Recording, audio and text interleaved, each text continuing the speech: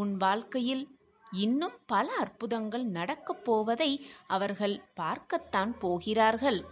என் வார்த்தைகளின் மீது நம்பிக்கை வை என் பிரியமே. நீதான் என் பிரியமான குழந்தை. உனக்கு பின்னால் பேசுபவர்களையும் உன் முதுகில் குத்துபவர்களையும் நினைத்து வீணாக வேதனைப்படாதே. கண்மணியே, வாழ்க்கையை நிம்மதியாக நீ வாழவே இல்லை. உன் வாழ்க்கையில் நீ ஒரு கருவியாக செயல்படுகிறாய். அதுதான் உன்னுடைய மிக பெரிய குறை. போகும் பாதையில் உன் மனதில் உள்ள செயல்பாடுகளை புரிந்து கொண்டு அந்த பாதையில் பயணிக்க பழகிக்கொள்.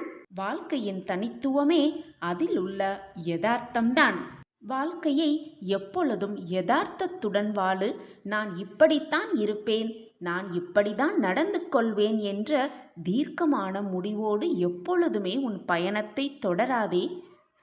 சூழ்நிலைகளுக்கு ஏற்ப உன் பயணத்தையும் உன் வாழ்க்கையும் மாற்றிக்கொள்ள வேண்டும்.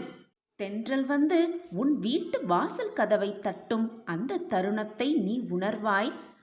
கண்மணியே, போகும் வழியில் உன்னை வாழ சொல்லவில்லை.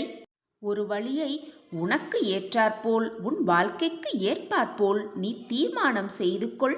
அந்த வழியில் உன் வாழ்க்கை பயணத்தை தொடரு. அதற்கு நீ போகும் பாதையை மனதார உணர்ந்து செயல்பட வேண்டும். அப்பொழுது உன் வாழ்க்கை கண்டிப்பாக மாறும்.